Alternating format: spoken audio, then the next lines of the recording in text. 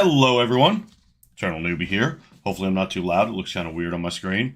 So give me a minute, just doing my stream stuff so I can... I'm not giving away like any important information there, probably not. It's not like I have any important information. Oh my god, I have commercials. Hello everyone. Oh god, I have my voice. I don't know which is worse. Alright, so let me put this here. And today we are going to look at the new Druid and Paladin. I'm kind of excited about this. After all, Druid is one of my favorite classes, and I played Paladin a few times, so I know a little bit about it. So, let's see what's new. And of course, this is the new D&D 1 stuff. Oh my god, let me move this over. Let me put it down a little bit. Sorry. This is all pre-stream stuff I should be doing, but you know what? Whatever. Y'all can watch this. Camera. He's a friend to all children. Camera. Just turn. Wow, why is the brightness up that high? God damn. Alright, there we go. Now what am I doing? What's new? Oh yeah. So, hola, ¿cómo estás? Let's begin. The Druid class and Circle of the Moon subclasses are ready for playtest here. So we got the Paladin, the Oath of Devotion, I totally said that. So revised feats appear here for feedback. Let's look at those. More spells are ready for playtesting. We'll look at those. And I'm not going to compare everything. I mean, if I have to look something up that's part of 5e, I will. Character options right here might be more or less powerful than the options in the 2014 Player's Handbook. If a design survives playtesting, we're just a power. Okay, so that's just saying that this is it. The Player's Handbook playtest includes these highlights. 48 subclasses, new and revised background. Alright, let's do it. The primal ability of a character class is formation for some of the class's features, so when you create this... Okay, we know that. I'm assuming that means like your main stat.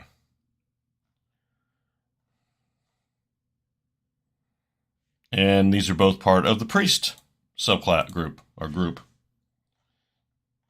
Nothing here we really need to go over, unless anyone really wants to. I don't. So let's look at Druids. Druids belong to ancient orders that call upon the forces of nature. Harnessing the magic of animals, plants, weather, and the four elements, Druids can heal, transform themselves, and wield elemental destruction. Alright, I'm not going to read it like that. Revering nature above all, and getting their magic from natural deity, from nature self, or both. So mommy and daddy could still be together. How nice. And they typically unite with other druids to form rites to mark the passage of the seasons and other natural cycles. So they're hippies, basically. The ancient druid traditions are sometimes called the Old Faith, in contrast to the worship of gods and temples. Okay, gotcha.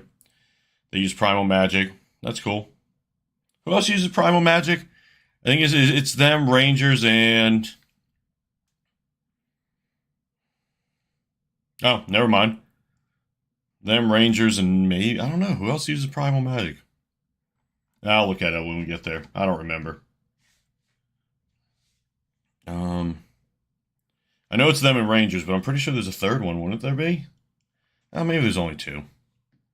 The power of tooth, of claw, of sun, and moon, of fire, and storm. Druids gain the ability to take on animal form. Nice, I'm glad they didn't get rid of that. Wild shape is awesome.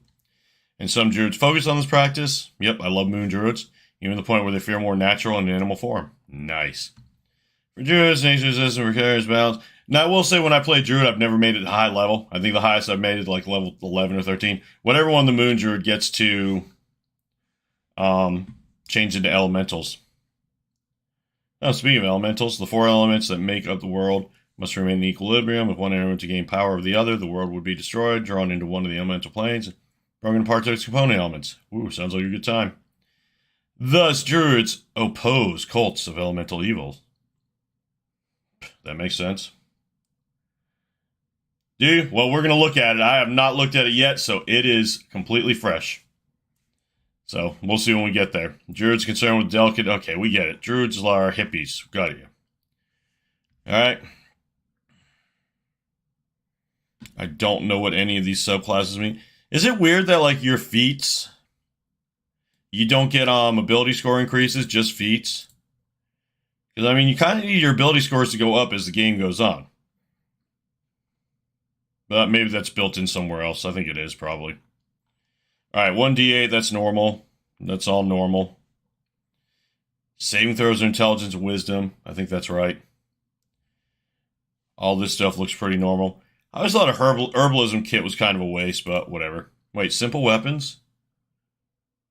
Is that all they get now? Don't they get like a rapier or something? Scimitar. They get scimitars now.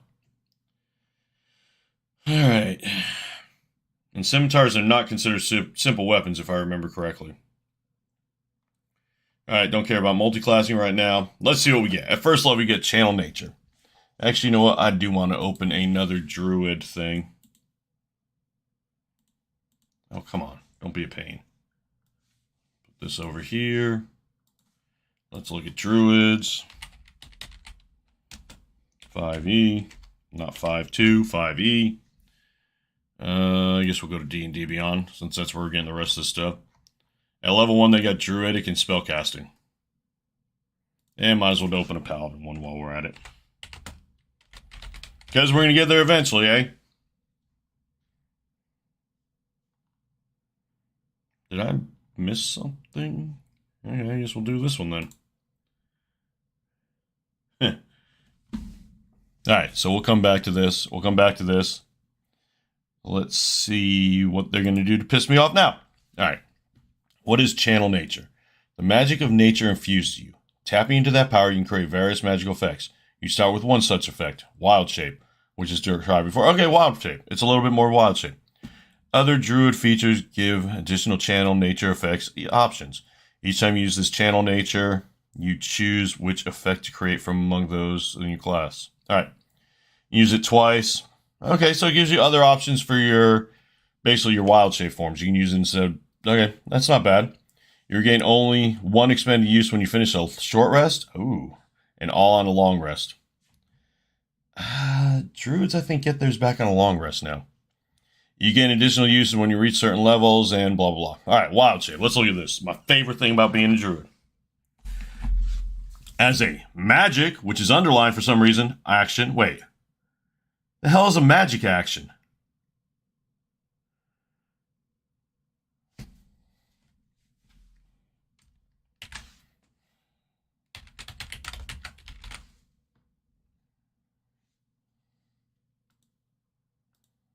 Do we have a definition here somewhere? All right. When you take the magic action, you magic something by casting a spell that has a casting time of an action, or by using a feature or magic item that requires a magic action to be activated. If you cast a spell that has casting time of 1 minute or longer, you must take the magic action on each turn casting it. You must maintain concentration while you do so. If your concentration is broken, the spell fails, but you don't expend a spell slot. Okay, I don't see why that's necessary, but whatever. Maybe it'll make sense eventually. Alright. You stay in that form for a number of hours equal to half your Druid level, or until you use Wild Shape again. Have the incapacitated condition, or die. You can also end Wild Shape early as a bonus action. That's pretty normal. While in this form, it gains statistics replacing yours, and your ability to handle objects is determined by the form's limbs rather than your own. That makes sense. You retain your personality, memories, ability to speak, and ability to speak? A Druid can't speak in Wild Shape now. That's interesting. You lose access to all your other features, such as the ability to cast spells. You can continue to concentrate on one. When you transform, you choose whether your equipment falls to the ground in your space or merges into a new form. Equipment that merges with it has no effect until you leave the form.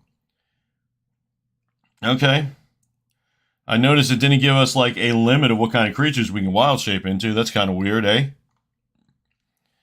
The Cleric's version of Channel Divinity offers a number of uses equal to character's proficiency bonus. That number is too generous for a multi-class character who could take only one level in Cleric and then get an ever-increasing use as a character gains level. In the Druid and the Paladin, we have therefore given Channel Divinity and Channel Nature a number of uses tied to the class rather than the proficiency bonus. That makes sense. Alright. Hey, what's up there, Maluko? First level Druidic. Has anyone in here, and I think there's only 2 of you in here because I'm not really paying attention to how many people are in here, but has anyone in here ever actually seen... Chat is delayed. Boo on that. Well, I don't know what to do about that. And ever actually seen anyone use Druidic? I have never seen it happen. So you either know this language, automatically spot any such messages, often spot... Alright, so it's Druidic. Whatever. You also get spellcasting. You have the following spells prepared. Wait, what? Alternative, you can prepare 2 level 0 spells, cantrip... Okay. So these are just the ones they suggest. Cure Wounds, pretty good. Druidcraft, yeah. It's actually probably most underwhelming of all those type spells. Produce Flame, and Thunderwave. Okay. You can meditate and replace any spell you prepared for this class with another primal spell at the same level. Okay, you haven't seen... see, that's what I figured. I've never seen anyone use it. I mean, it's nice it's there. I'm sure it has been used like maybe 3 times since Dungeons & Dragons was invented. I think it said 1 use back on a short rest, didn't it?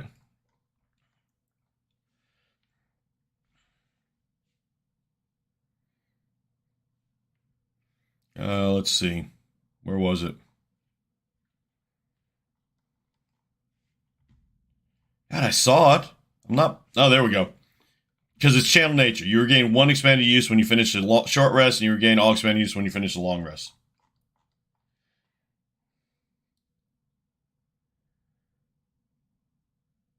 Oh, Moon Druids do? Huh. Yeah, I don't know, man. Son, I don't know. I haven't read enough of it to know yet, but I am kind of annoyed that they didn't give us, like, any options for Wild Shape yet. Like in 5e, regular Druids can go to any animal with a challenge, beast with a challenge of 1/4. Moons can go to challenge of 1. But they haven't said anything about that, so I guess you can just change it whatever the hell you want, which would be awesome. Oh, Druids always get all back on a short rest? Well then. See, you might be right, I just don't remember, because it's been a while since I played a Druid. You're right, you gain all expanded use when you finish a short or long rest. I won't be happy? Whatever. That's alright. It gives me something to bitch about, I guess. It's not like I plan on playing much of this unless they... Let's see. Let's move on. Let's move on. So, Druidic and spellcasting. Woohoo. At second level, you get Nature's Aid. Wait, wasn't that what they called it at first level? No, Channel Nature. God, enough of this nature crap, right? Am I right, Druids? Don't spoil it for me, please. We're going to get there, and then we can all hate it together. But now you guys have me like thinking, oh my god, this is going to be horrible. All right. You learn 2 more uses of your Channel Nature, Healing Blossom, and Wild Companion. Well, that sounds cool. Each of which describes a healing blossom. Magic action, you can channel heal energy that applies as blooming flowers. Choose a point within 30 feet of yourself, and spectral flowers appear for a moment in a 10-foot radius sphere centered on that point. Roll a number of d4s equal to your wisdom modifier, minimum of 1 die, and add the dice together. The total is the number of hit points you can distribute to creatures in that sphere. You decide the number of hit points that are restored to each creature, deducting the healing from the total. That's kind of cool, but it's not... I mean, at low levels, I guess it would be kind of cool. But at high level, it's kind of like... I guess it's good for an emergency like way to get people up. So I guess that's not bad. But it is only a 10-foot radius, eh?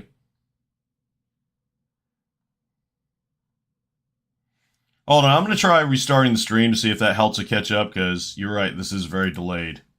So, give me a second, please, and I shall